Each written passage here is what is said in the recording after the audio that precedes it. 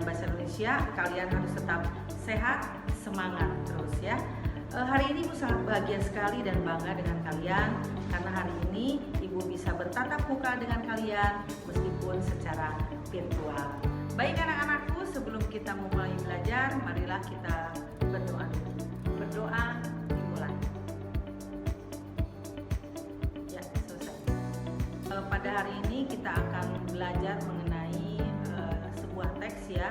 Seperti yang kalian ketahui bahwa di semester pertama kita sudah mempelajari berbagai macam teks ya. Ada teks deskripsi, ada kemarin juga teks ulasan, dan yang akan kita pelajari sekarang adalah teks persuasi ya.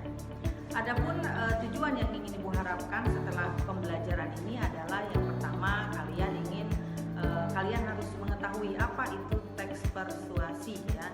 Bagaimana sih teks persuasi itu gitu. Dan yang kedua adalah bagaimana ciri-ciri dari teks persuasi tersebut. Baik anak-anakku, sebelum Ibu menjelaskan lebih jauh tentang teks persuasi, ada baiknya kalian harus mengetahui juga manfaat dari mempelajari teks persuasif itu. Untuk apa sih kegunaannya kita di masa depan, itu untuk apa, kemudian untuk mengejar cita-cita kalian juga apakah ada hubungannya atau tidak, seperti itu ya. Contohnya kalian bisa lihat di belakang layar Ibu di sini ya. Itu adalah seorang profesi pengacara ya. Mungkin kalian sudah tahu pengacara. Yang namanya pengacara itu berarti harus mempunyai kemampuan dalam kecakapan sehari-hari ya, terutama dalam mengatasi permasalahan dengan kliennya gitu ya. Nah, kemudian yang kedua kalian bisa lihat lagi di layar ya. Nah, itu adalah seorang profesi marketing, atau mungkin dalam kalian ya sehari-hari apa istilah lainnya itu sales ya. Bagaimana seorang marketing itu meyakinkan kepada konsumennya agar mereka itu bisa mau membeli produk yang dia sampaikan gitu ya. Contoh yang ketiga anak-anakku, kalian bisa lihat di layar ya, profesi seorang pendakwah ya. Mungkin kalian sudah mengetahui begitu viralnya ada Ustadz Abdul Somad, kemudian ada Ustadz Dasar Latif, kemudian ada Mama Dede.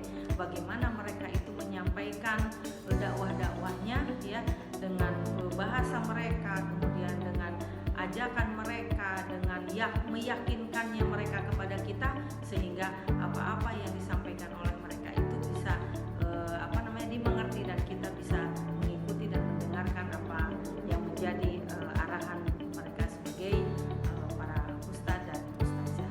Baiklah anak-anakku, sekarang simaklah materi teks persuasif berikut ini. Pengertian teks persuasi. Teks persuasi adalah karangan yang bertujuan untuk meyakinkan seseorang pembaca atau pendengar untuk melakukan apa yang dikehendaki penulis. Ciri teks persuasi ada 4. Yang ke-1 adalah meyakinkan seseorang atau pembaca. Yang kedua, berusaha membuat pembaca tergerak untuk melakukan sesuatu seperti yang diharapkan penulis. Yang ketiga, menyertai data dan fakta. Yang keempat, terdapat unsur ajakan, bujukan, atau himbauan. Struktur teks persuasif. Yang ke-1, semuanya ada 4 ya. Yang ke-1 adalah pengenalan isu, bagian pengenalan isu. Yang kedua adalah bagian rangkaian argumen. Yang ketiga bagian pernyataan ajakan, dan yang keempat bagian penegasan kembali. Baiklah, Ibu akan jelaskan apa itu yang menjadi bagian pengenalan isu ya. Pengenalan isu itu berupa pengantar atau awalan pada teks yang mengenalkan isu atau permasalahan yang akan dibahas pada sebuah teks. Itu pengenalan isu. Bagian yang kedua yaitu rangkaian argumen. Rangkaian argumen berupa pendapat-pendapat dari penulis mengenai isu yang dikemukakan sebelumnya. Pada bagian ini juga dikemukakan mengenai data atau fakta yang mendukung argumen tersebut. Bagian pernyataan ajakan. Pernyataan ajakan berupa kalimat-kalimat dorongan kepada para pembaca untuk melakukan sesuatu. Pernyataan ajakan dapat berupa tersirat maupun tersurat pada teks. Yang terakhir adalah bagian penegasan kembali. Bagian penegasan kembali ini bertujuan untuk memperkuat pernyataan dan argumen-argumen sebelumnya.